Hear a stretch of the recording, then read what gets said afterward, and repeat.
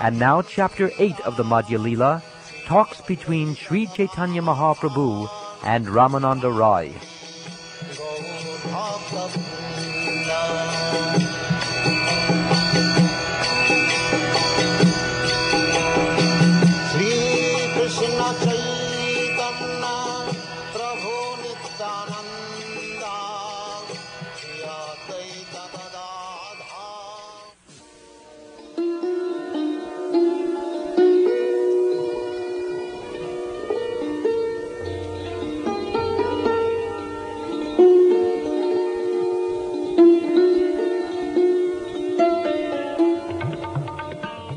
Sri Caitanya Mahaprabhu, who is known as Gauranga, is the reservoir of all conclusive knowledge in devotional service.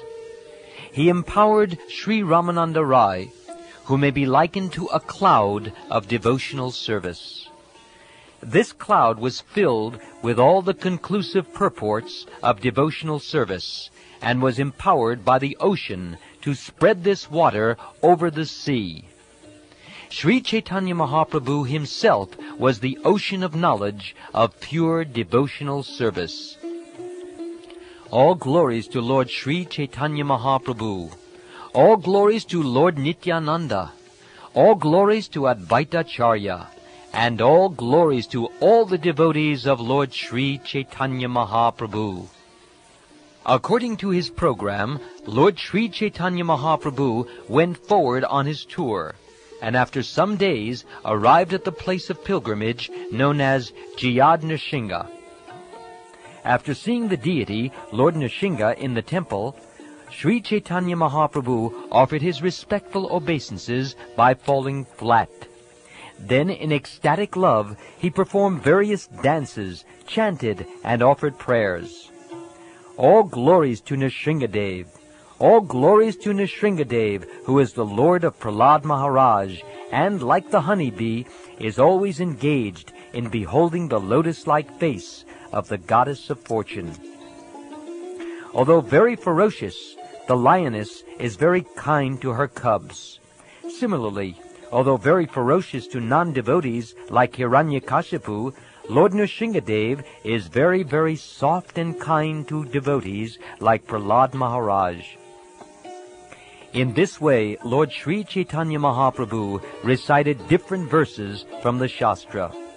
The priest of Lord Nrsingadev then brought garlands and the remnants of the Lord's food and offered them to Sri Caitanya Mahaprabhu.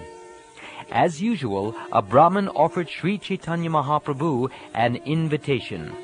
The Lord passed the night in the temple and then commenced his tour again.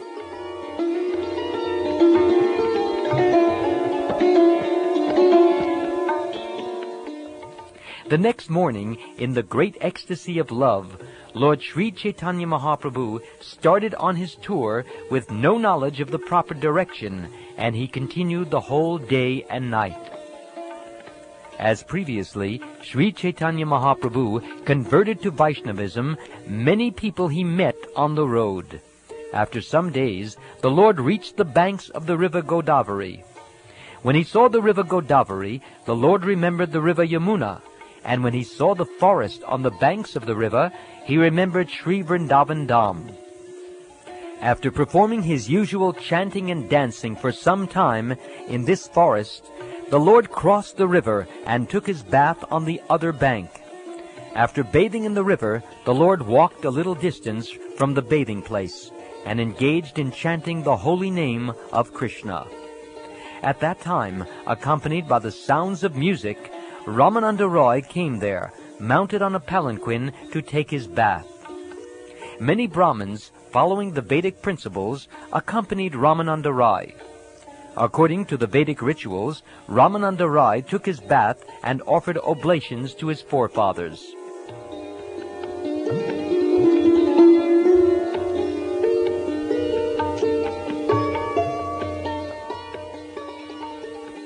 Sri Caitanya Mahaprabhu could understand that the person who had come to bathe in the river was Ramananda Rai. The Lord wanted so much to meet him that his mind immediately began running after him. Although Sri Caitanya Mahaprabhu was running after him mentally, he patiently remained sitting. Ramananda Roy, seeing the wonderful sannyasi, then came to see him. Srila Ramananda Roy then saw Sri Chaitanya Mahaprabhu as brilliant as 100 suns. The Lord was covered by a saffron garment. He was large in body and very strongly built, and his eyes were like lotus petals. When Ramananda Roy saw the wonderful sannyasi, he was struck with wonder. He went to him and immediately offered his respectful obeisances, falling down flat like a rod. The Lord stood up and asked Ramananda Roy to arise and chant the holy name of Krishna. Indeed, Sri Chaitanya Mahaprabhu was very eager to embrace him. Sri Chaitanya Mahaprabhu then inquired whether he was Ramananda Roy, and he replied, "Yes, I am your very low servant, and I belong to the Shudra community." Sri Chaitanya Mahaprabhu then embraced Sri Ramananda Roy very firmly. Indeed, both the master and the servant almost lost consciousness due to ecstatic love. Their natural love for one another was awakened in them both, and they both embraced and fell down on the ground. When they embraced one another, ecstatic symptoms, paralysis, perspiration, tears, shivering, palpitations, and paleness appeared. The word Krishna came from their mouths falteringly. When the stereotyped ritualistic Brahmins, who were following the Vedic principles, saw this ecstatic manifestation of love, they were struck with wonder. All these Brahmins began to reflect as follows. "We can see that this sannyasi has a luster like the effulgence of Brahman. But how is it he is crying upon embracing a Shudra, a member of the 4th caste in the social order? This Ramananda Roy is the governor of Madras, a highly learned and grave person, a Mahapandit, but upon touching this sannyasi, he has become restless like a madman." While the Brahmins were thinking in this way about the activities of Sri Chaitanya Mahaprabhu and Ramananda Roy, Sri Chaitanya Mahaprabhu saw the Brahmins and restrained his transcendental emotions.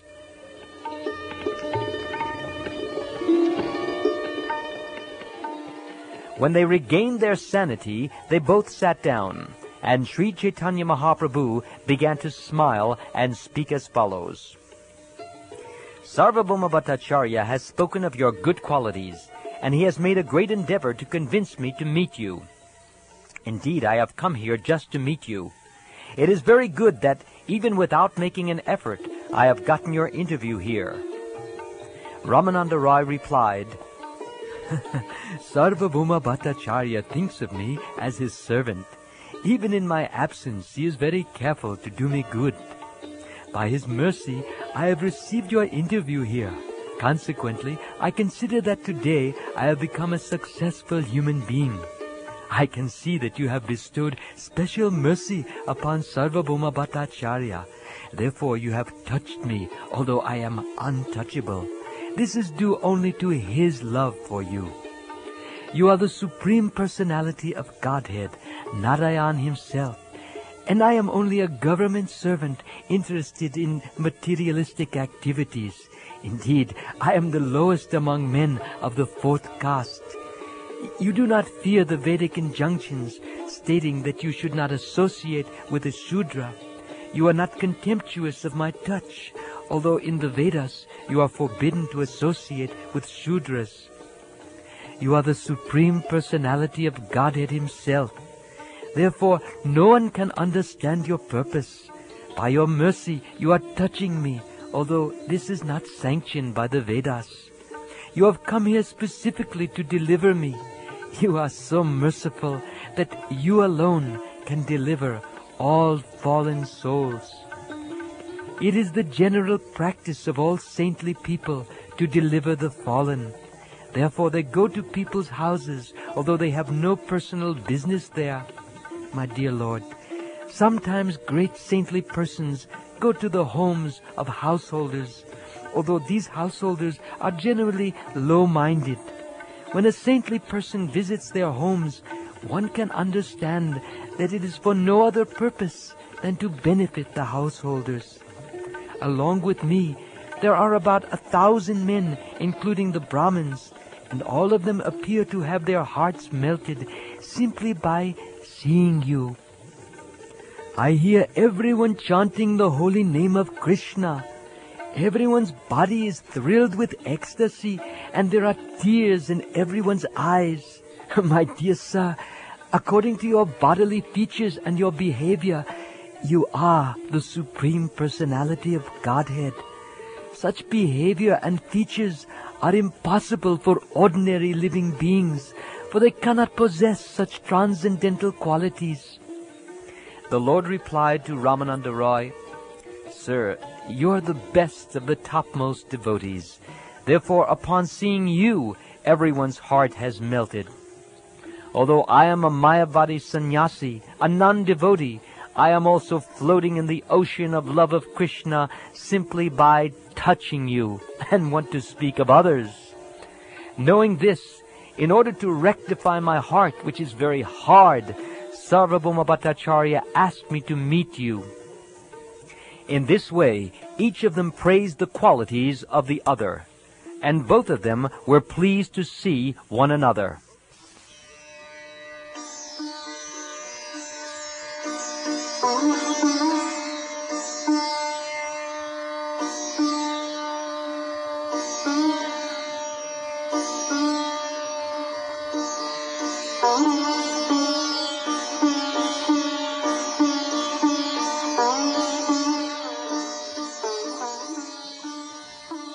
At this time, one Brahmin Vaishnava, following the Vedic principles, came and offered obeisances.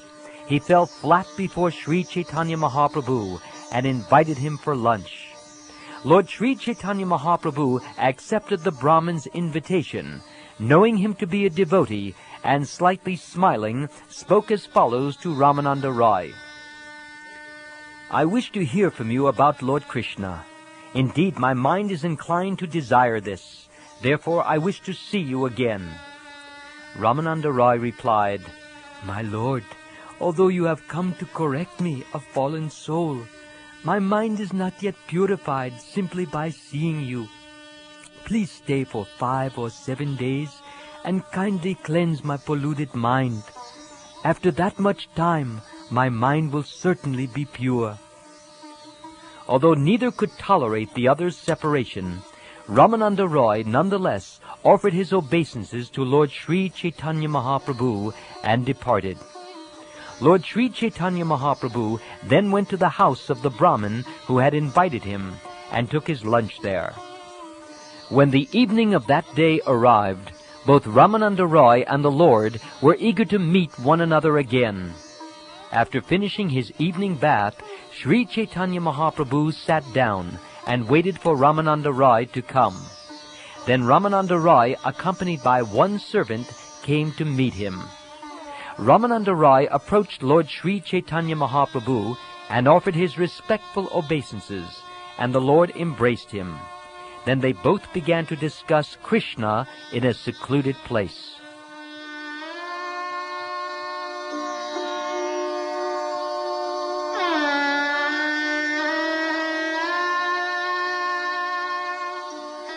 Sri Caitanya Mahaprabhu ordered Ramananda Roy to recite a verse from the revealed scriptures concerning the ultimate goal of life. Ramananda Roy replied that if one executes the prescribed duties of his social position, he awakens his original Krishna consciousness. He said, The Supreme Personality of Godhead, Lord Vishnu, is worshipped by the proper execution of prescribed duties in the system of Varna and Ashram. There is no other way to satisfy the Supreme Personality of Godhead. One must be situated in the institution of the 4 Varnas and Ashrams, or social and spiritual orders. The Lord replied, This is external. You had better tell me of some other means. Ramananda Roy replied, To offer the results of one's activities to Krishna is the essence of all perfection. As Krishna says in the Bhagavad-gita, O son of Kunti, all that you do, all that you eat, all that you offer and give away, as well as all austerities that you may perform, should be done as an offering to me. This is also external, Sri Chaitanya Mahaprabhu said. Please proceed and speak further on this matter. Ramananda Roy replied, to give up one's occupational duties in the Varnashram is the essence of perfection. Occupational duties are described in the religious scriptures. If one analyzes them, he can fully understand their qualities and faults, and then give them up completely to render service unto the Supreme Personality of Godhead. Such a person is considered a first-class man. As stated in scripture, the Bhagavad-gita, after giving up all kinds of religious and occupational duties, if you come to me, the Supreme Personality of Godhead, and take shelter, I will give you protection from all of life's sinful reactions. Do not worry.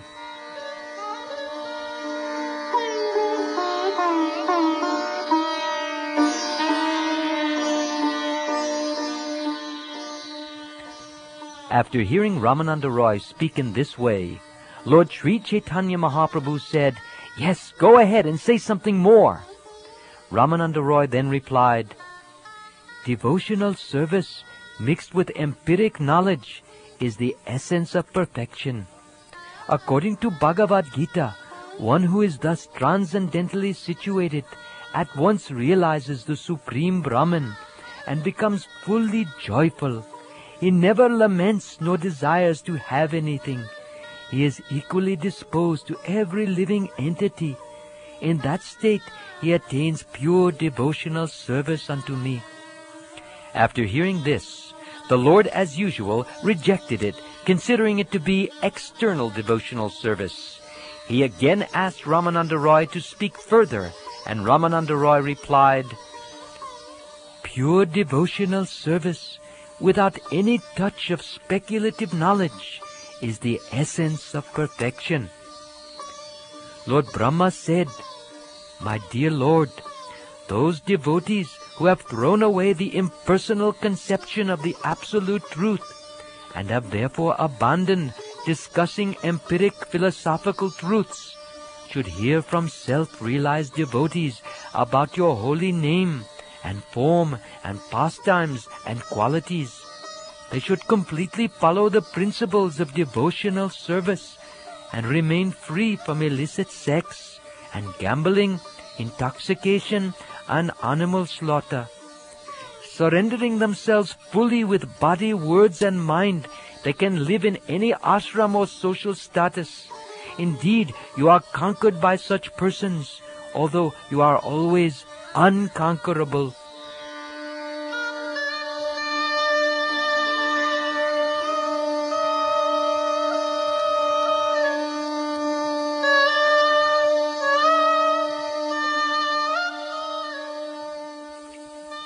At this point, Sri Chaitanya Mahaprabhu replied, yes, this is all right, but still you can speak more on the subject.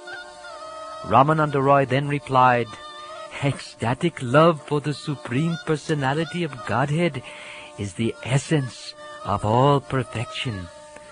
As long as there is hunger and thirst, eating and drinking make one feel very happy. When the Lord is worshipped with pure love, transcendental bliss is awakened in the heart of the devotee. Pure devotional service in Krishna consciousness cannot be had even by pious activity in hundreds and thousands of lives. It can be attained only by paying the price, that is, intense greed, to obtain it. If it is available somewhere, one must purchase it without delay. Hearing up to the point of spontaneous love, the Lord said, yes, that is all right, but if you know more, please tell me.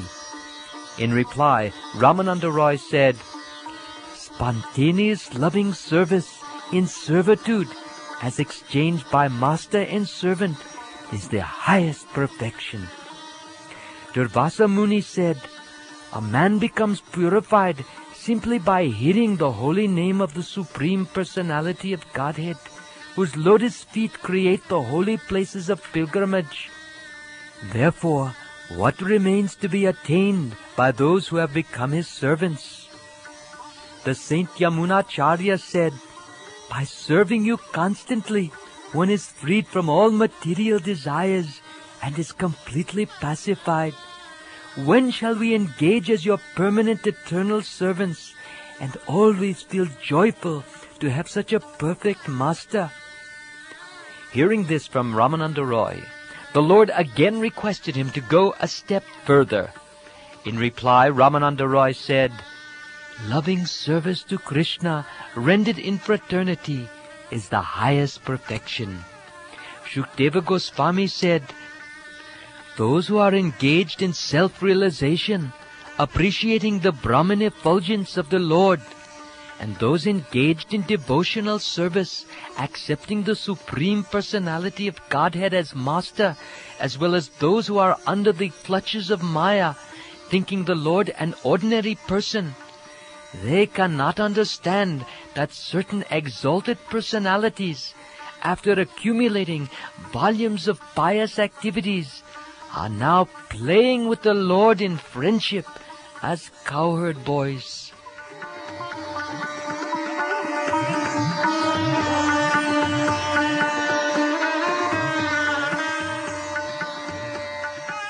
The Lord said, this statement is very good, but please proceed even further. Ramananda Roy then replied, loving service to the Lord in parental relationship is the highest perfectional stage. Parikshit Maharaj asked Shukdeva Goswami, O Brahmin, what pious activities did Nanda Maharaj perform by which he received the Supreme Personality of Godhead, Krishna, as his son? And what pious activities did Mother Yashoda perform that made the Absolute Supreme Personality of Godhead, Krishna, call her mother and suck her breasts? The favor Mother Yashoda obtained from Sri Krishna, the bestower of liberation, was never obtained even by Lord Brahma or Lord Shiva, nor even by the Goddess of Fortune, who always remains on the chest of the Supreme Personality of Godhead, Vishnu.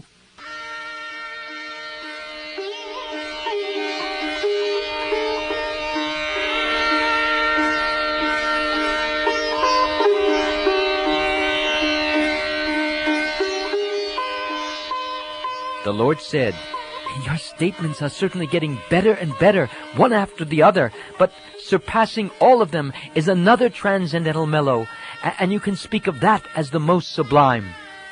Ramananda Roy then replied, conjugal attachment for Krishna is the topmost position in love of Godhead.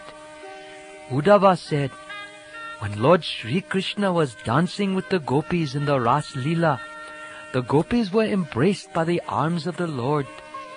This transcendental favor was never bestowed upon the Goddess of Fortune or the other consorts in the spiritual world. Indeed, never was such a thing even imagined by the most beautiful girls in the heavenly planets, whose bodily luster and aroma resemble the lotus flower.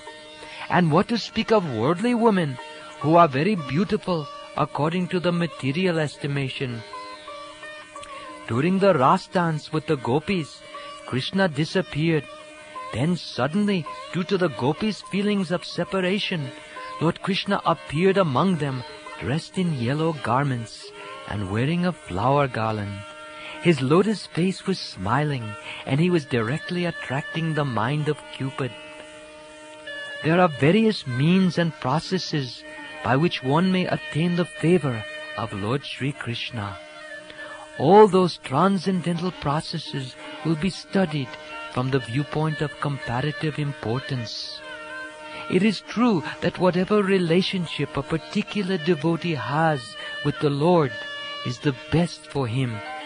Still, when we study all the different methods from a neutral position, we can understand that there are higher and lower degrees of love. Increasing love is experienced in various tastes, one above another. but that love which has the highest taste in the gradual succession of desires manifests itself in the form of conjugal love. There is a gradual order of improvement in transcendental mellows, from the initial ones to the later ones. In each subsequent mellow, the qualities of previous mellows are manifest, counting from 2, then 3, and up to the point of 5 complete qualities. As the qualities increase, so the taste also increases in each and every mellow. Therefore the qualities found in Shantaras, Dasyaras, Sakyaras and Vatsalyaras are all manifest in conjugal love or Madhurya Ras. The qualities in the material elements, sky, air, fire, water and earth, increase one after another by a gradual process of 1, 2 and 3, and at the last stage in the element of earth, all 5 qualities are completely visible.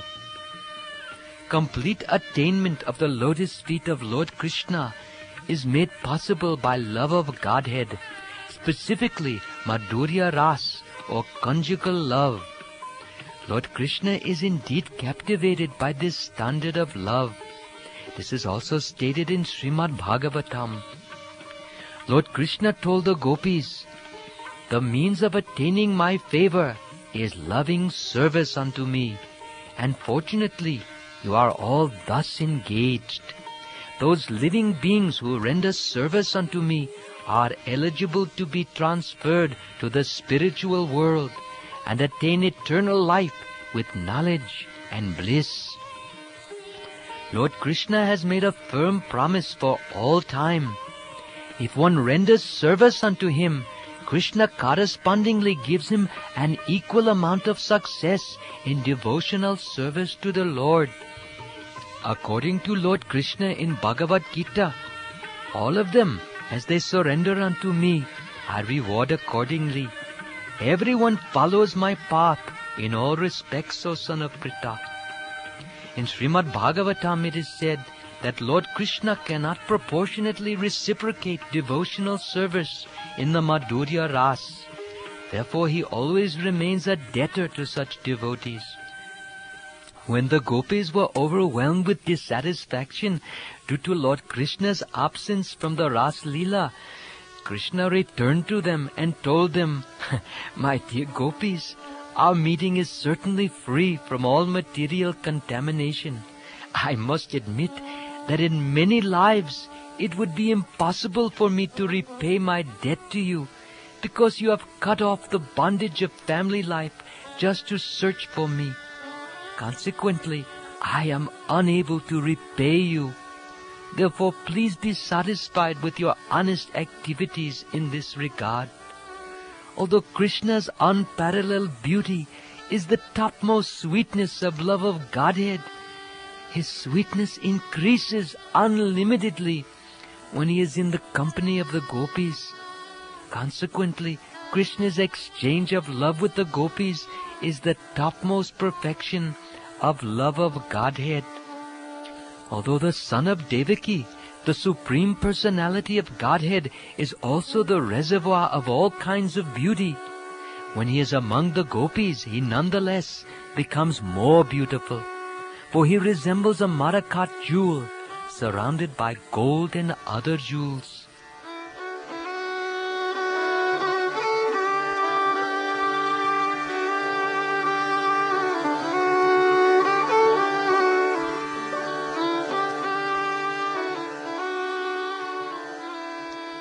Lord Chaitanya Mahaprabhu replied, "This is certainly the limit of perfection, but please be merciful to me and speak more if there is more." Ramananda Roy replied, "Until this day, I did not know anyone within this material world who could inquire beyond this perfectional stage of devotional service. Among the loving affairs of the gopis, the love of Srimati Radharani for Sri Krishna is topmost, Indeed, the glories of Srimati Radharani are highly estimated in all revealed scriptures. Just as Srimati Radharani is most dear to Sri Krishna, her bathing place known as Radha Kund is also dear to him. Among the gopis, Srimati Radharani is supermost and very dear to Lord Krishna. When the gopis began to talk among themselves, they said, "Dear friends, the gopi who has been taken away by Krishna to a secluded place must have worshipped the Lord more than anyone else." Lord Sri Chaitanya Mahaprabhu said, "Yes, please speak on. I am very happy to hear you because a river of unprecedented nectar is flowing from your mouth." During the Ras dance, Sri Krishna did not exchange loving affairs with Srimati Radharani due to the presence of the other gopis. Because of the dependence of the others, the intensity of love between Radha and Krishna was not manifest. Therefore, he stole her away. If Lord Krishna rejected the company of the other gopis for Srimati Radharani, we can understand that Lord Sri Krishna has intense affection for her.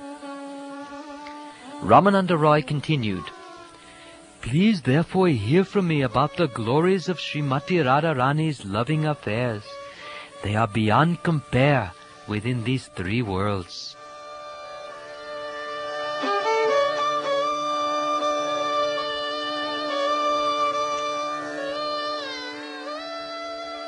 Finding herself treated equally with all the other gopis, Srimati Radharani displayed her tricky behavior and left the circle of the Ras dance. Missing Srimati Radharani's presence, Krishna became very unhappy and began to lament and wander throughout the forest to search her out. Lord Krishna, the enemy of Kamsa, took Srimati Radharani within his heart, for he desired to dance with her. Thus he left the area of the Ras dance and the company of all the other beautiful damsels of Vraj. Being afflicted by the arrow of Cupid and unhappily regretting his mistreating Radharani, Madhava, Lord Krishna, began to search for Srimati Radharani along the banks of the Yamuna river. When he failed to find her, he entered the bushes of Vrindavan and began to lament. Simply by considering the two previous verses, one can understand what nectar there is in such dealings. It is exactly like freeing a mine of nectar. Although Krishna was in the midst of hundreds of thousands of gopis during the Ras dance, he still kept himself in one of his transcendental forms by the side of Srimati Radharani. Lord Krishna is equal to everyone in his general dealings, but due to the conflicting ecstatic love of Srimati Radharani, there were opposing elements. The progress of loving affairs between young couples is like the movement of a snake.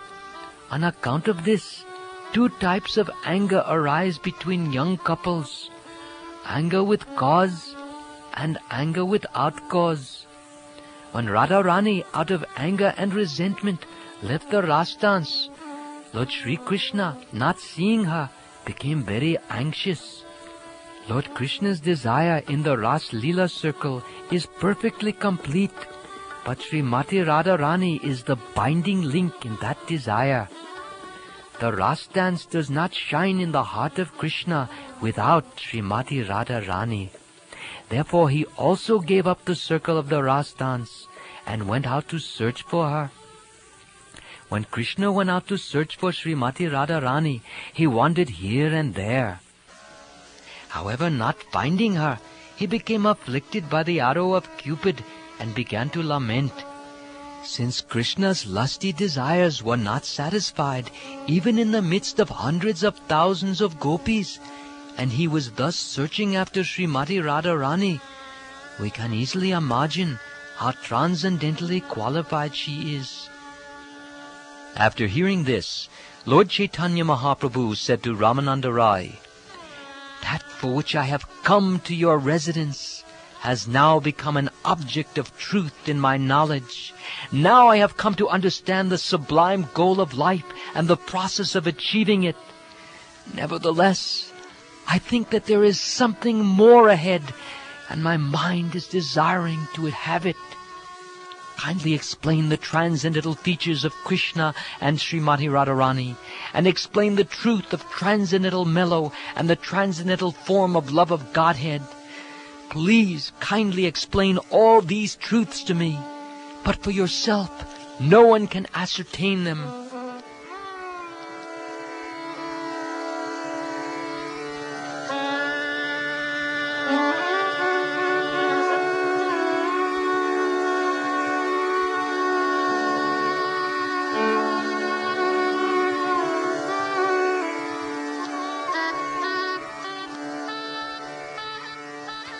Sri Ramananda Rai replied, I do not know anything about this.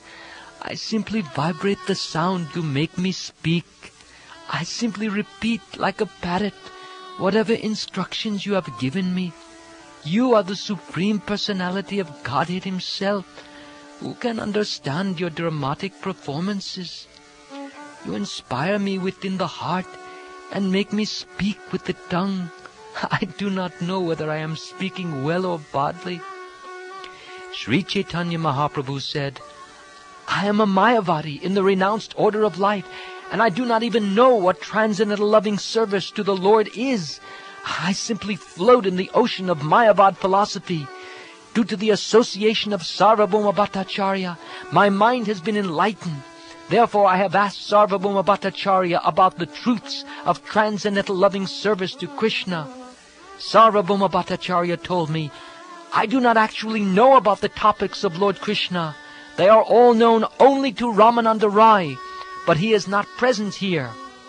After hearing about your glories, I have come to your place. However, you are offering me words of praise out of respect for a sannyasi, one in the renounced order of light. Whether one is a Brahmin, a sannyasi, or a Shudra, regardless of what he is, he can become a spiritual master if he knows the science of Krishna. Please do not try to cheat me, thinking of me as a learned sannyasi. Please satisfy my mind by just describing the truth of Radha and Krishna. Sri Ramananda Rai was a great devotee of the Lord and a lover of God, and although his mind could not be covered by Krishna's illusory energy, and although he could understand the mind of the Lord, which was very strong and intense, Ramananda's mind became a little agitated.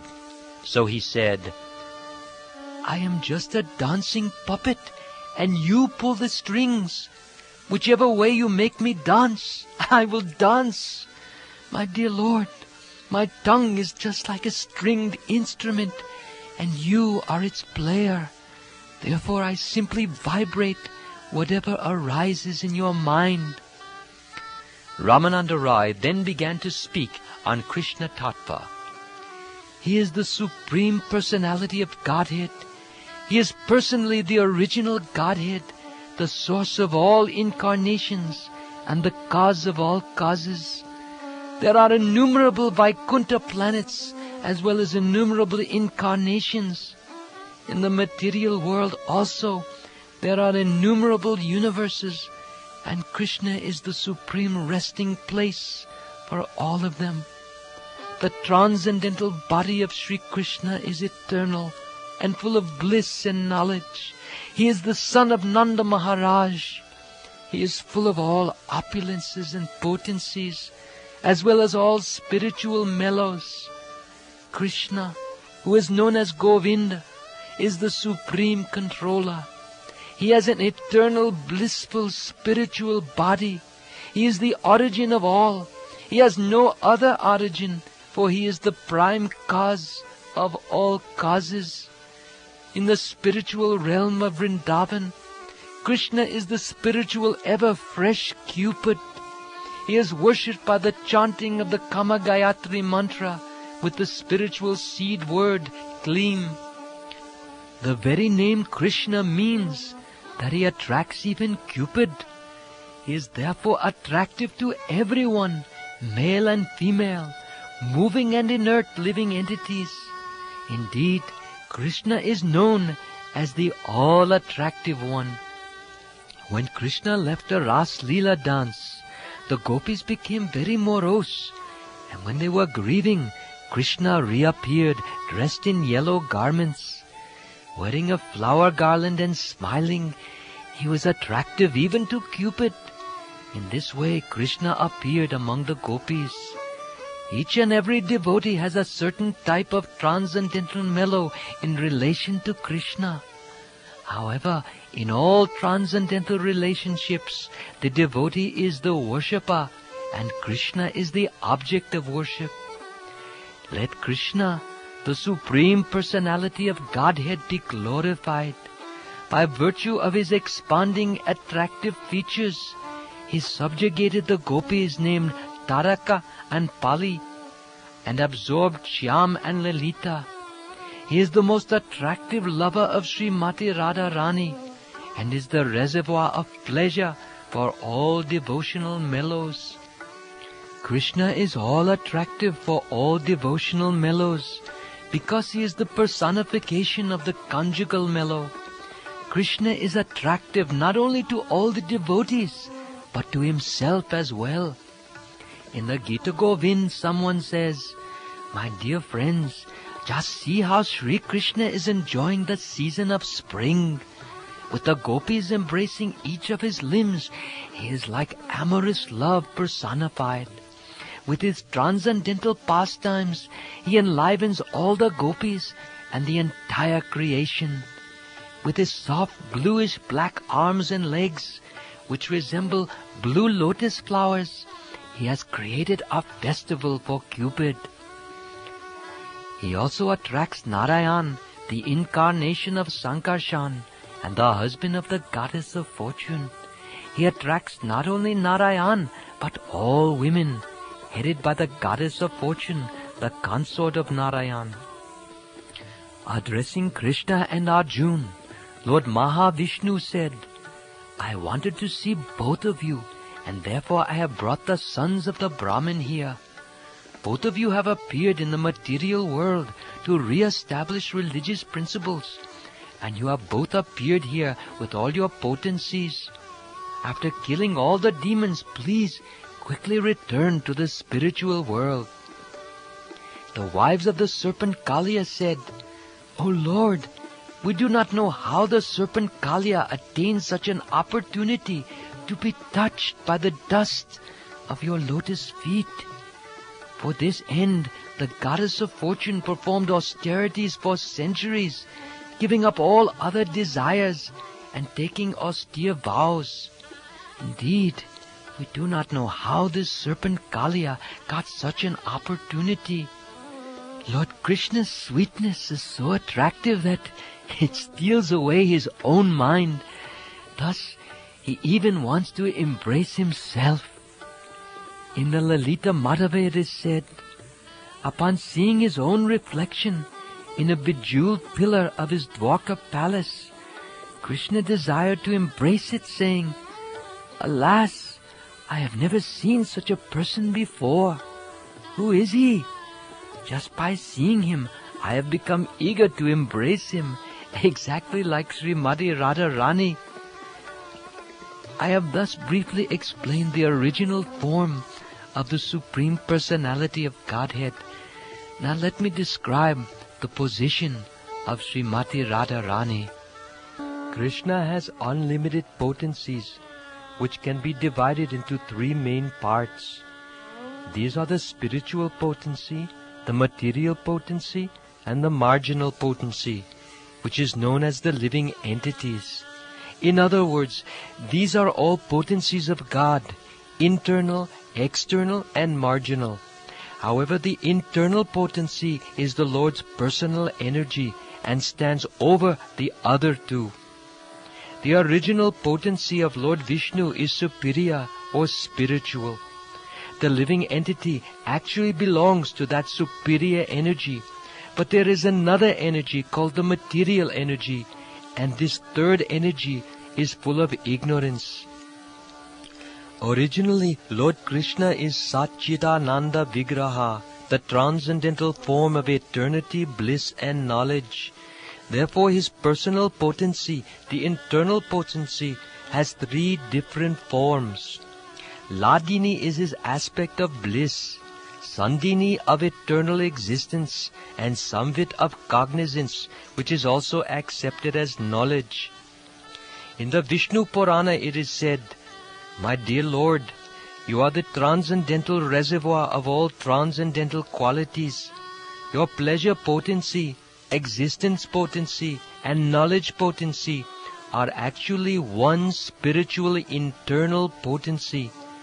The conditioned soul, although actually spiritual, experiences sometimes pleasure, sometimes pain, and sometimes a mixture of pain and pleasure. This is due to his being touched by matter. However, because you are above all material qualities, these are not found in you. Your superior spiritual potency is completely transcendental, and for you there is no such thing as relative pleasure, pleasure mixed with pain, or pain itself." The potency called Ladini gives Krishna transcendental pleasure.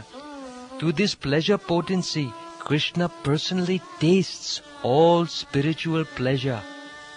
Lord Krishna tastes all kinds of transcendental happiness, although he himself is happiness personified. The pleasure relished by his pure devotee is also manifest by his pleasure potency. The most essential part of this pleasure potency is love of Godhead or Prem. Consequently, the explanation of love of Godhead is also a transcendental mellow full of pleasure. The essential part of love of Godhead is called Mahabhav, transcendental ecstasy, and that ecstasy is represented by Srimati Radharani. Among the gopis of Vrindavan, Srimati Radharani and another gopi are considered the chief. However, when we compare the gopis, it appears that Srimati Radharani is most important because her real feature expresses the highest ecstasy of love. The ecstasy of love experienced by the other gopis cannot be compared to that of Srimati Radharani. The body of Srimati Radharani is the veritable transformation of love of Godhead. She is the dearmost friend of Krishna, and this is known throughout the world. In the Brahma Samhita it says, "I worship Govinda, the primeval Lord, who resides in his own realm Golok with Radha, who resembles his own spiritual figure, and who embodies the ecstatic potency or Ladini. Their companions are her confidants, who embody extensions of her bodily form, and who are imbued and permeated with ever blissful spiritual ras."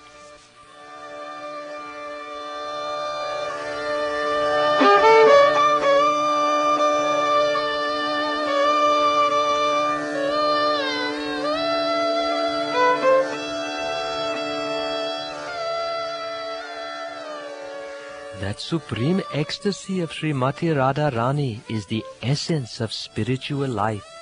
Her only business is to fulfill all the desires of Krishna. Srimati Radharani is the topmost spiritual gem, and the other gopis, Lalita, Vishaka and so on, are expansions of her spiritual body.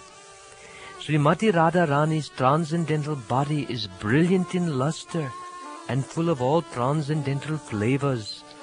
Lord Krishna's affection for her is like a perfumed massage.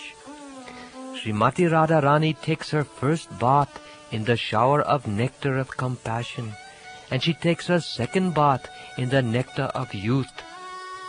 After her midday bath, Radharani takes another bath in the nectar of bodily luster, and she puts on the garment of shyness, which is exactly like a black silk sari.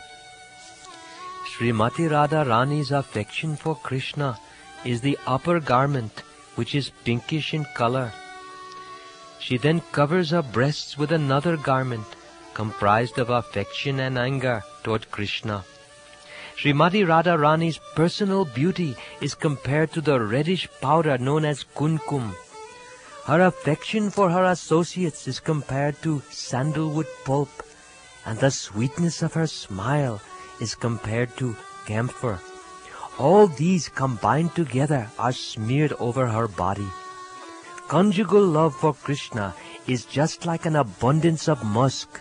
By that musk, her whole body is decorated. Covered anger and craftiness constitute the arrangement of her hair.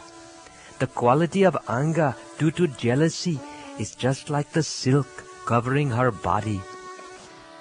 Her attachment for Krishna is the reddish color of betel nuts on her brilliant lips. Her double dealing in loving affairs are just like the black ointment around her eyes. The decorated ornaments on her body are the blazing ecstasies of goodness, and these constantly existing ecstasies are headed by jubilation. All these ecstasies are like ornaments all over her body. These bodily ornaments constitute 20 kinds of ecstatic symptoms, beginning with Kila Kinchita. Her transcendental qualities are the flower garland hanging in fullness over her body. The tilak of fortune is on her beautiful broad forehead. Her various loving affairs are a gem, and her heart is the locket. Srimati Radharani's Gopi friends are her mental activities, which are concentrated on the pastimes of Sri Krishna. She keeps her hand on the shoulder of a friend who represents youth. Srimati Radharani's bedstead is pride itself, and it is situated in the abode of her bodily aroma. She is always seated there, thinking of Krishna's association. Srimati Radharani's earrings represent the name, fame, and qualities of Lord Krishna. The glories of Lord Krishna's name, fame, and qualities are always inundating her speech. Srimati Radharani induces Krishna to drink the honey of conjugal relationship.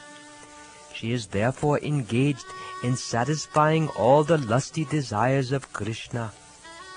Srimati Radharani is exactly like a mine filled with valuable jewels of love for Krishna.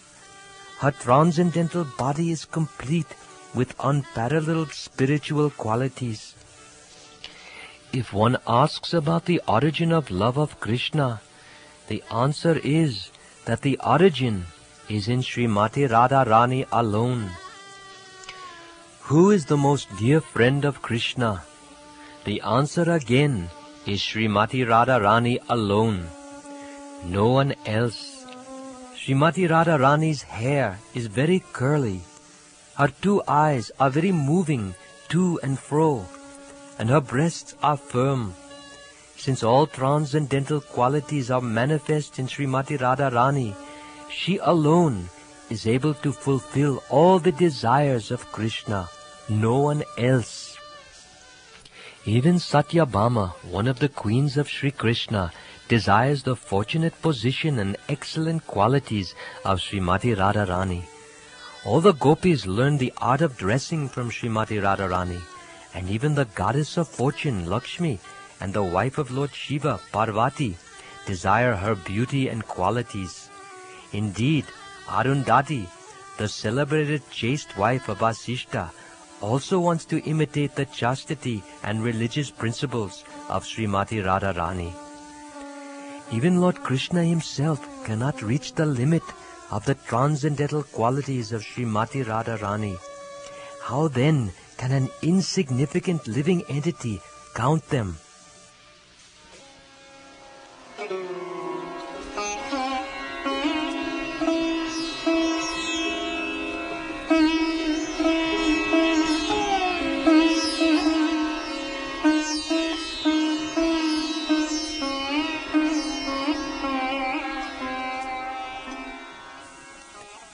Lord Sri Chaitanya Mahaprabhu replied, "Now I have come to understand the truth of the loving affairs between Radha and Krishna.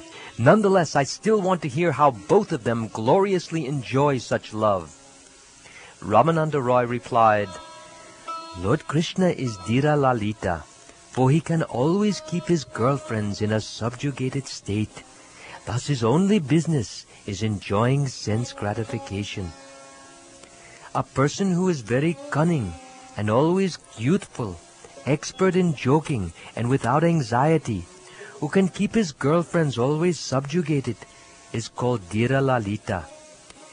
Day and night Lord Krishna enjoys the company of Srimati Radharani in the bushes of Vrindavan.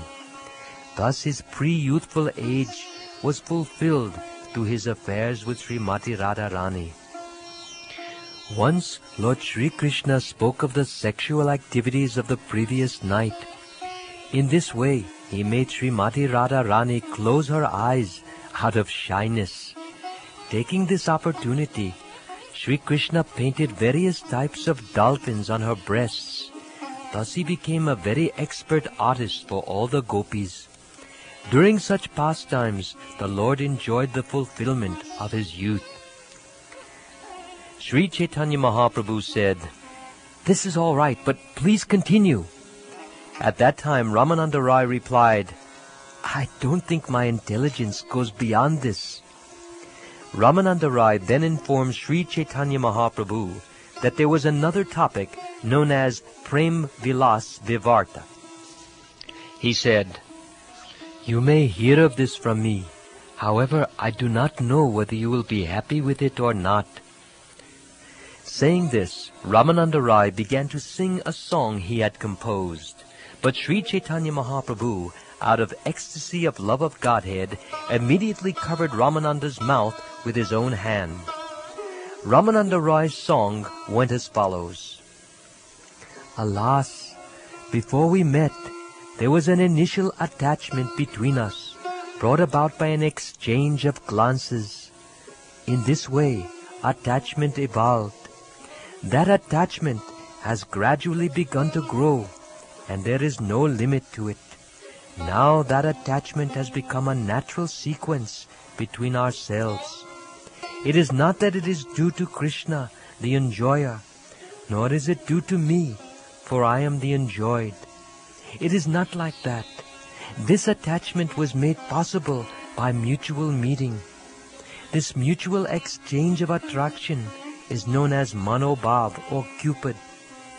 Krishna's mind and my mind have merged together.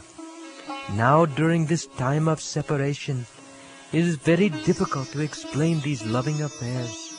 My dear friend, Krishna might have forgotten all these things. However, you can understand and bring the message to him. But during our first meeting, there was no messenger between us, nor did I request anyone to see him. Indeed, Cupid's 5 arrows were our via media. Now, during this separation, that attraction has increased to another ecstatic state. My dear friend, please act as a messenger on my behalf, because if one is in love with a beautiful person, this is the consequence. O my Lord, you live in the forest of Govardhan Hill, and like the king of elephants, you are expert in the art of conjugal love. O Master of the universe, your heart and Srimati Radharani's heart are just like shellac, and are now melted in your spiritual perspiration. Therefore one can no longer distinguish between you and Srimati Radharani. Now you have mixed your newly invoked affection, which is like vermilion, with your melted hearts, and for the benefit of the whole world, you have painted both your hearts red within this great palace of the universe.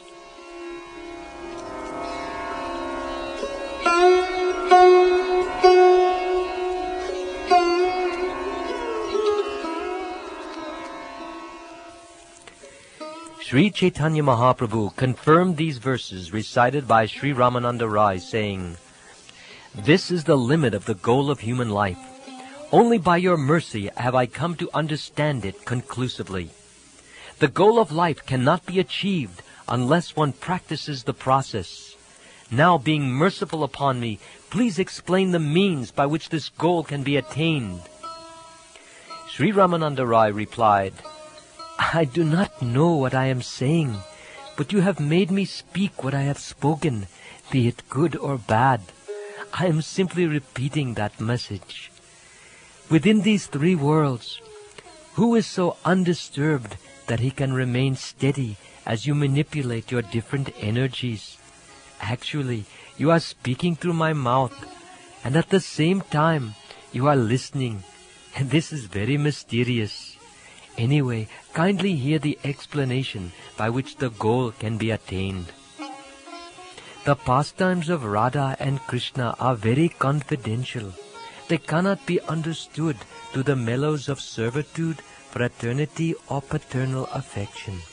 Actually, only the gopis have the right to appreciate these transcendental pastimes, and only from them can these pastimes be expanded. Without the gopis, these pastimes between Radha and Krishna cannot be nourished. Only by their cooperation are such pastimes broadcast. It is their business to taste the mellows. Without the help of the gopis, one cannot enter into these pastimes.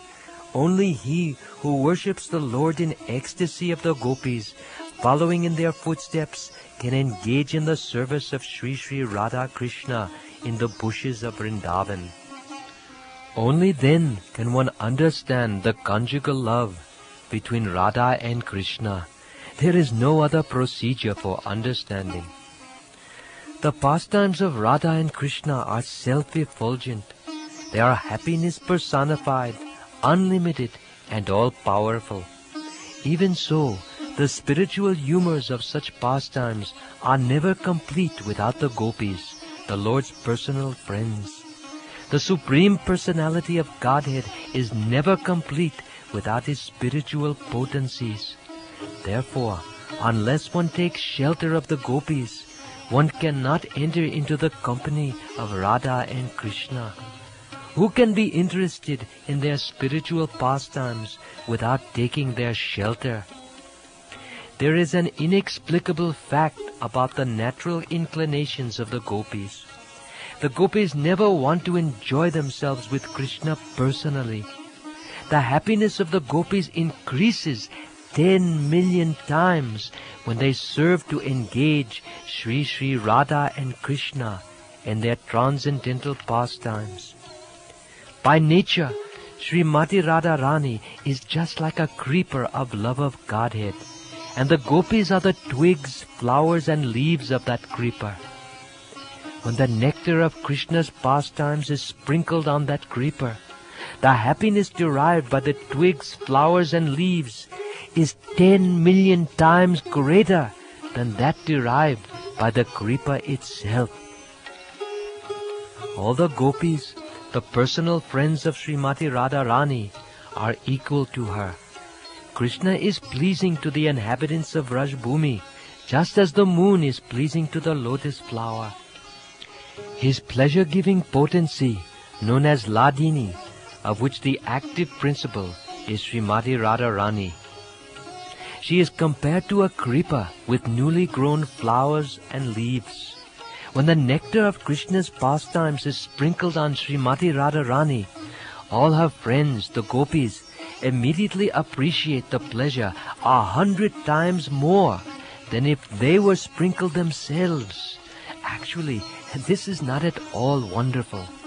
Although the gopis, Srimati Radharani's friends, do not desire to enjoy themselves directly with Krishna, Srimati Radharani makes a great endeavor to induce Krishna to enjoy himself with the gopis. Presenting various pleas for the gopis, Srimati Radharani sometimes sends the gopis to Krishna just to enable them to associate with him directly. At such times, she enjoys a happiness 10 million times greater than that enjoyed by direct association. The transcendental mellow is nourished by that mutual behavior in transcendental love of Godhead.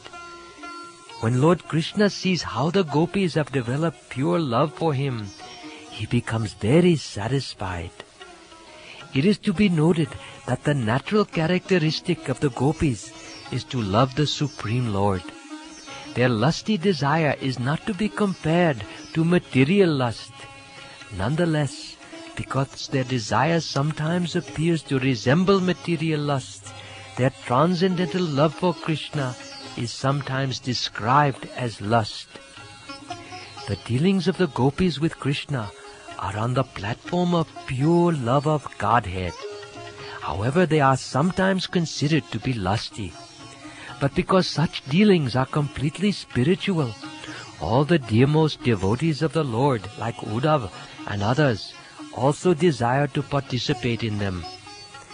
Lusty desires are experienced when one is concerned with one's own personal sense gratification. The mood of the gopis is not like that. Their only desire is to satisfy the senses of Krishna. Among the gopis, there is not a pinch of desire for sense gratification.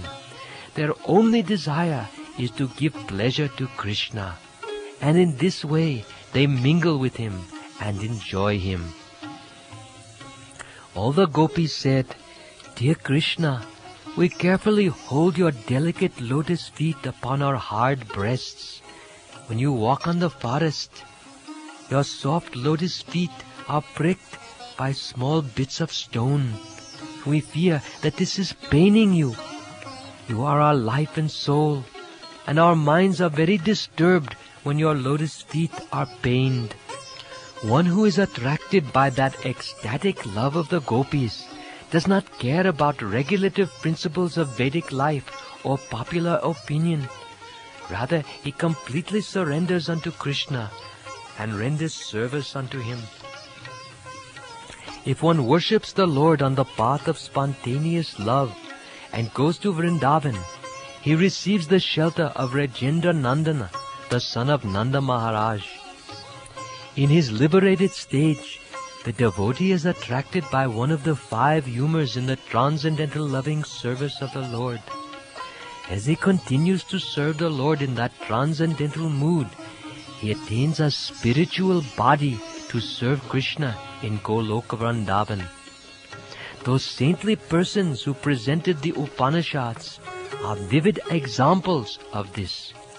By worshipping the Lord on the path of spontaneous love, they attain the lotus feet of Rajendra Nandan, the son of Nanda Maharaj.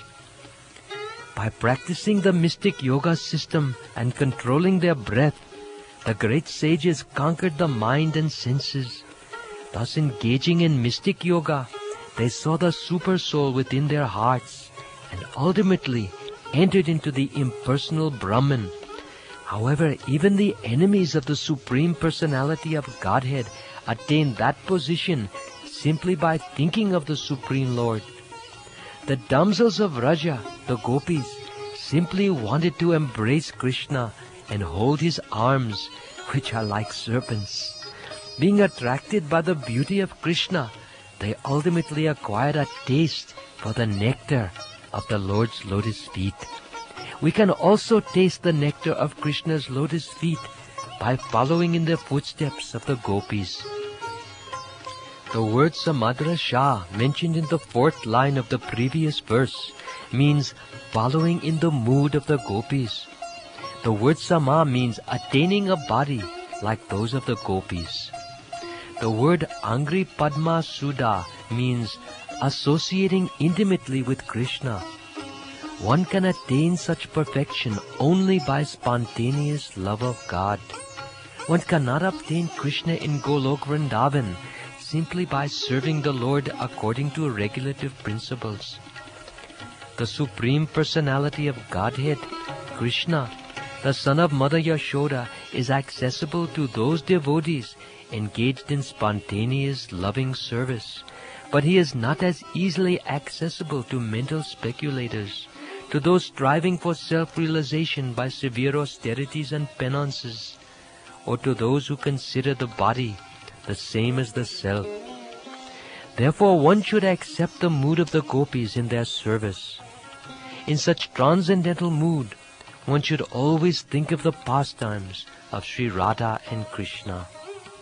After thinking of Radha and Krishna and their pastimes for a long time, and after getting completely free from material contamination, one is transferred to the spiritual world. There the devotee attains an opportunity to serve Radha and Krishna as one of the gopis. Unless one follows in the footsteps of the gopis, he cannot attain the service of the lotus feet of Krishna, the son of Nanda Maharaj. If one is overcome by knowledge of the Lord's opulence, he cannot attain the Lord's lotus feet, even though he is engaged in devotional service. The unspoken example in this connection is the goddess of fortune, who worshipped Lord Krishna in order to attain his pastimes in Vrindavan. However, due to her opulent lifestyle, she could not attain the service of Krishna in Vrindavan. When Lord Sri Krishna was dancing with the gopis in the Ras Leela, the gopis were embraced around the neck by the Lord's arms. This transcendental favor was never enjoyed by the goddess of fortune or other consorts in the spiritual world. Nor was such a thing ever imagined by the most beautiful girls from the heavenly planets, whose bodily luster and flavor exactly resemble a lotus flower. And what to speak of worldly women, who are very beautiful according to the material estimation. After hearing this, Lord Sri Caitanya Mahaprabhu embraced Ramananda Roy, and both of them, clasping one another's shoulders, began to cry.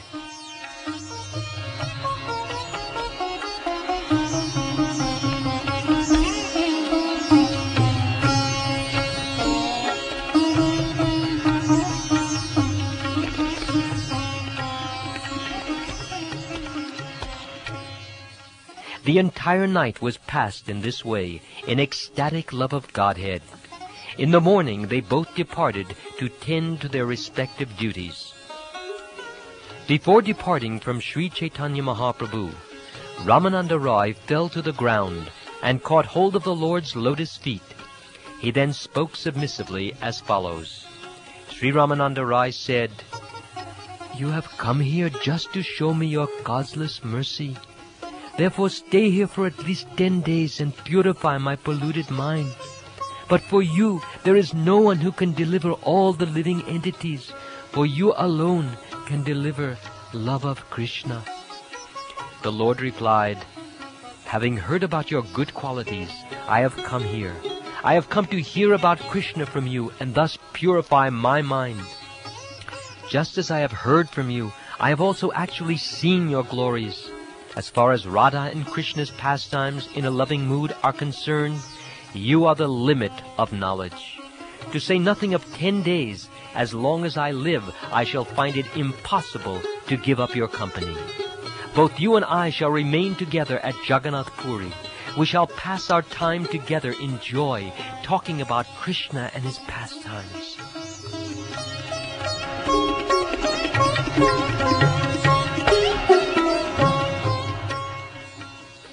In this way they both departed to perform their respective duties. Then in the evening, Ramananda Roy returned to see Lord Caitanya Mahaprabhu. Thus they met time and time again, both sitting in a secluded place and jubilantly discussing the pastimes of Krishna by the question and answer process. Sri Caitanya Mahaprabhu asked the questions, and Sri Ramananda Roy gave the answers. In this way they were engaged in discussion throughout the night.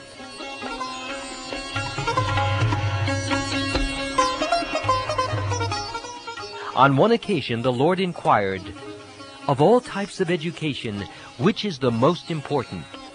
Ramananda Roy replied, "There is no education that is important other than the transcendental devotional service of Krishna."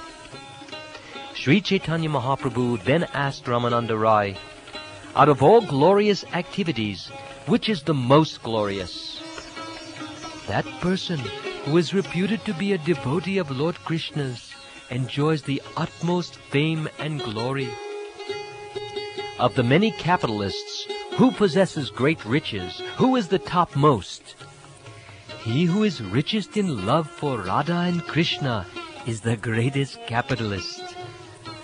Of all kinds of distress, what is the most painful?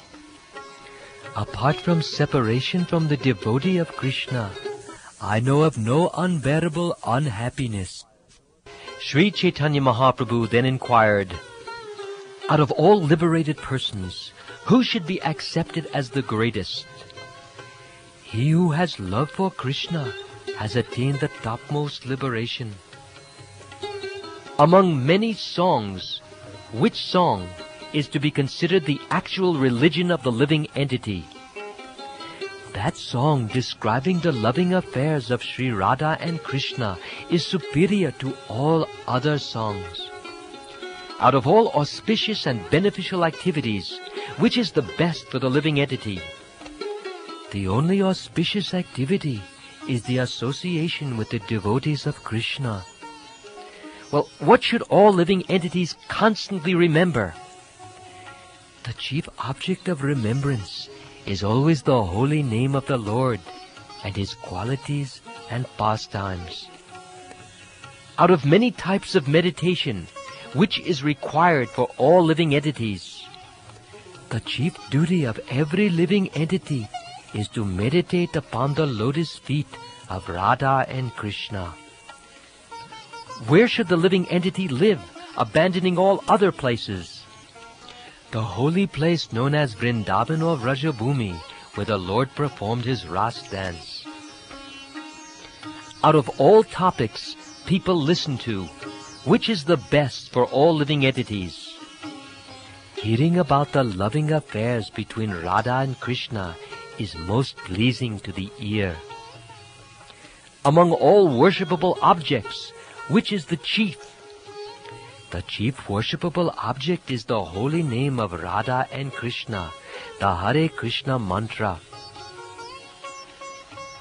And what is the destination of those who desire liberation and those who desire sense gratification?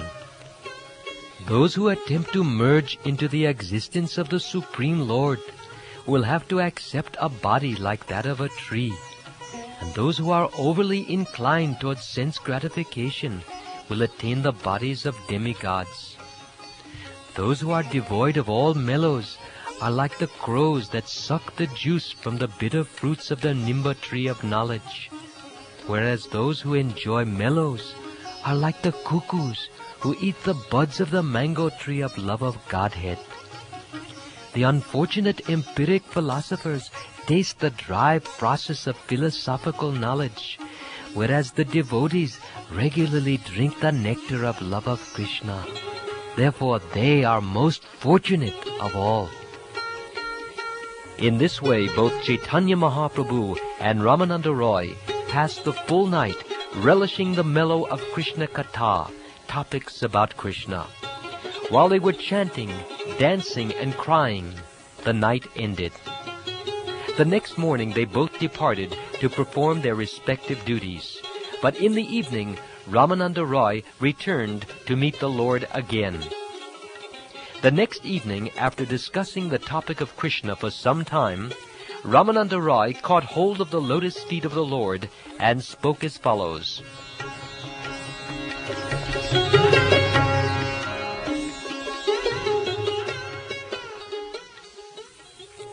There is transcendental variety in talks about Krishna and Radharani and their transcendental loving affairs, humours and pastimes.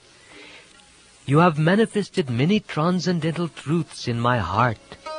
This is exactly the way Narayan educated Lord Brahma. The Supersoul within everyone's heart speaks not externally, but from within. He instructs the devotees in all respects, and that is his way of instruction. As it is said in the Srimad Bhagavatam, I offer my obeisances unto Lord Sri Krishna, son of Vasudeva, who is the supreme, all-pervading personality of Godhead.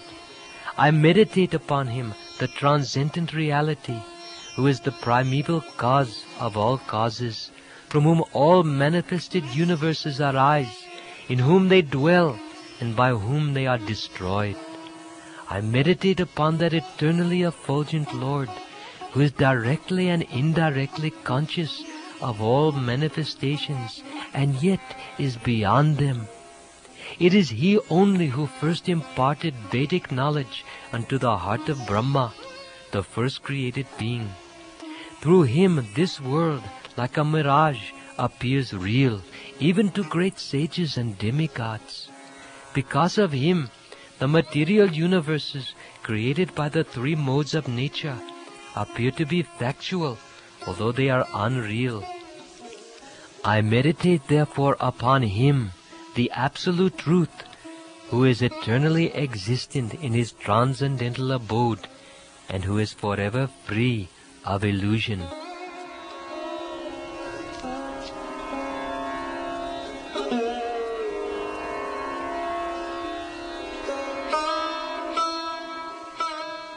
Ramananda Roy then said that he had but one doubt within his heart, and he petitioned the Lord, "Please be merciful upon me and just remove my doubt. At first I saw you appear like a sannyasi, but now I am seeing you as Shyamasundra, the cowherd boy. I now see you appearing like a golden doll, and your entire body appears covered by a golden luster. I see that you are holding a flute to your mouth, and your lotus eyes are moving very restlessly due to various ecstasies. I actually see you in this way, and this is very wonderful. My Lord, please tell me without duplicity, what is causing this?" You have a deep love for Krishna, and one who has such deep ecstatic love for the Lord naturally sees things in such a way. Please take this from me to be certain. A devotee advanced on the spiritual platform sees everything movable and inert as the Supreme Lord. For him, everything he sees here and there is but the manifestation of Lord Krishna. The Mahabhagavat, the advanced devotee, certainly sees everything mobile and immobile, but he does not exactly see their forms. Rather, everywhere he immediately sees manifest the form of the Supreme Lord. As the gopis sung, a person advanced in devotional service sees within everything the soul of souls, the Supreme Personality of Godhead, Sri Krishna. Consequently, he always sees the form of the Supreme Personality of Godhead as the cause of all causes, and understands that all things are situated in Him. The plants, creepers, and trees were full of fruits and flowers due to ecstatic love of Krishna. Indeed, being so full, they were bowing down. They were inspired by such deep love for Krishna that they were constantly pouring showers of honey. In this way, the gopis saw all the forest of Vrindavan. My dear Rai, you are an advanced devotee and are always filled with ecstatic love for Radha and Krishna. Therefore, whatever you see, anywhere and everywhere, simply awakens your Krishna consciousness. My dear Lord, please give up all these serious talks. Please do not conceal your real form from me. My dear Lord, I can understand that you have assumed the ecstasy and bodily complexion of Srimati Radharani.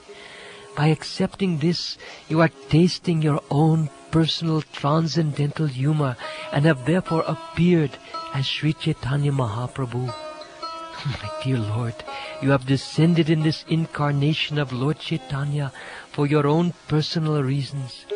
You have come to taste your own spiritual bliss, and at the same time, you are transforming the whole world by spreading the ecstasy of love of Godhead.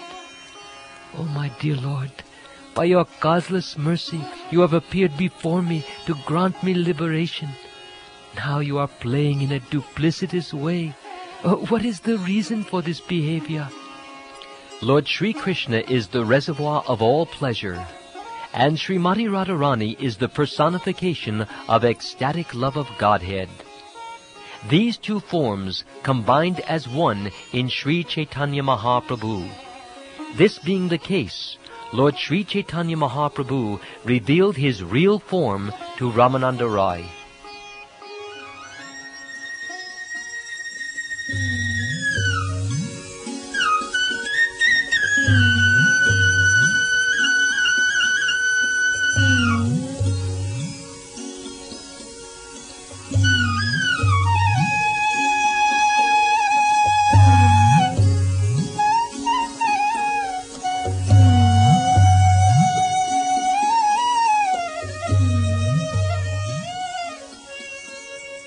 Upon seeing this form, Ramananda Rai almost lost consciousness in transcendental bliss.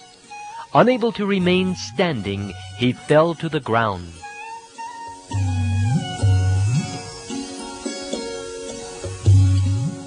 When Ramananda Rai fell to the ground unconscious, Caitanya Mahaprabhu touched his hand, and he immediately regained consciousness.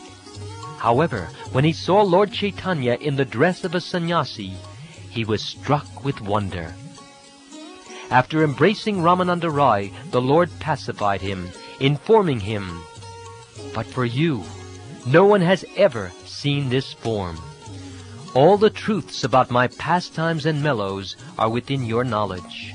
Therefore I have shown this form to you. Actually, my body does not have a white complexion.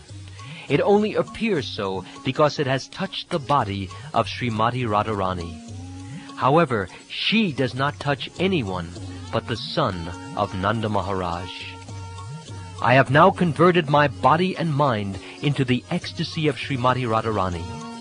Thus I am tasting my own personal sweetness in that form." Lord Caitanya Mahaprabhu then admitted to his pure devotee Ramananda Rai, "Now there is no confidential activity unknown to you. Even though I try to conceal my activities, you can understand everything in detail by virtue of your advanced love for me. But keep all these talks a secret. Please do not expose them anywhere and everywhere. Since my activities appear to be like those of a madman, people may take them lightly and laugh. Indeed, I am a madman, and you are also a madman. Therefore, both of us are on the same platform." For 10 nights, Lord Caitanya Mahaprabhu and Ramananda Rai spent a happy time discussing the pastimes of Krishna.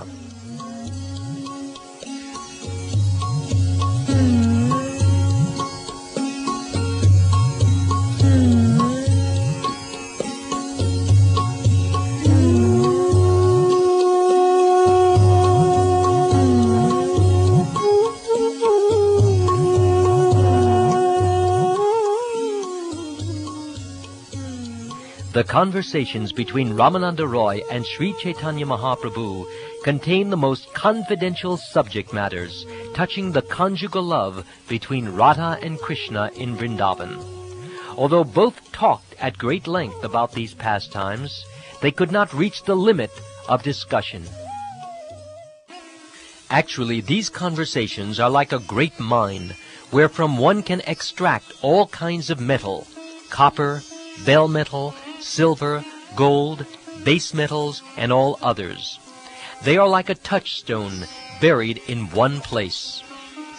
Both Sri Caitanya Mahaprabhu and Ramananda Rai worked like miners, excavating all kinds of valuable metals, each one better than the other. Their questions and answers are exactly like that. The next day, Sri Caitanya Mahaprabhu begged Ramananda Rai to give him permission to leave, and at the time of farewell, the Lord gave him the following orders. "Give up all material engagements and come to Jagannath Puri. I will return there very soon after finishing my tour and pilgrimage. The two of us shall remain together at Jagannath Puri and happily pass our time discussing Krishna." Sri Caitanya Mahaprabhu then embraced Sri Ramananda Rai, and after sending him back to his home, the Lord took rest. After rising from bed the next morning, Sri Caitanya Mahaprabhu visited the local temple, where there was a deity of Hanuman. After offering him obeisances, the Lord departed for South India.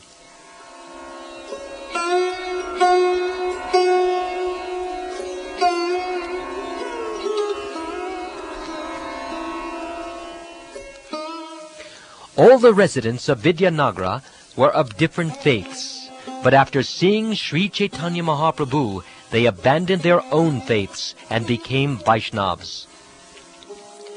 When Ramananda Roy began to feel separation from Sri Chaitanya Mahaprabhu, he was overwhelmed. Meditating on the Lord, he gave up all his material business.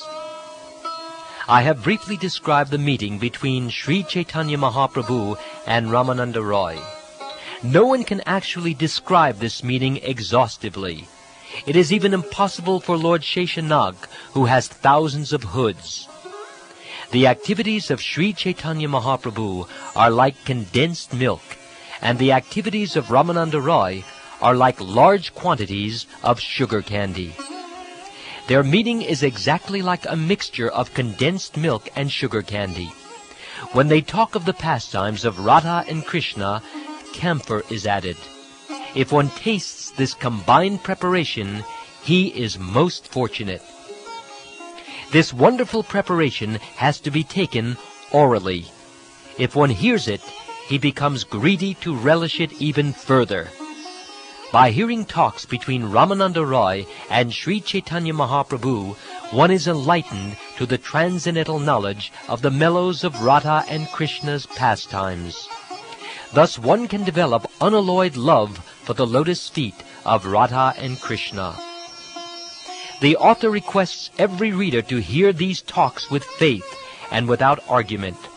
By studying them in this way, one will be able to understand the confidential truth of Sri Chaitanya Mahaprabhu.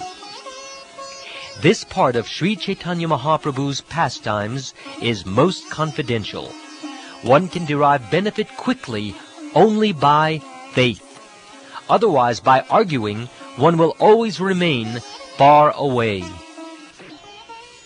He who has accepted as everything the lotus feet of Sri Chaitanya Mahaprabhu, Nityananda Prabhu, and Advaita Prabhu can attain this transcendental treasure.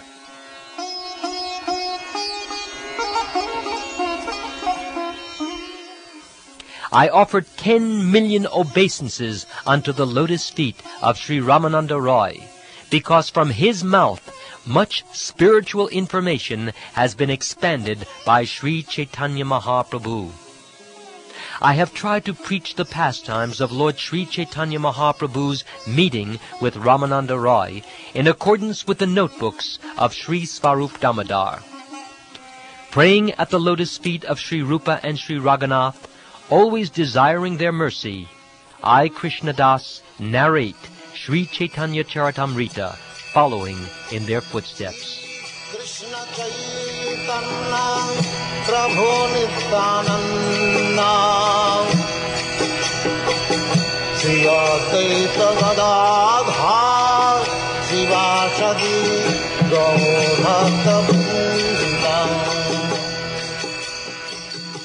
This ends chapter 8 of the Madhya Leela, Talks between the Lord and Ramananda Roy.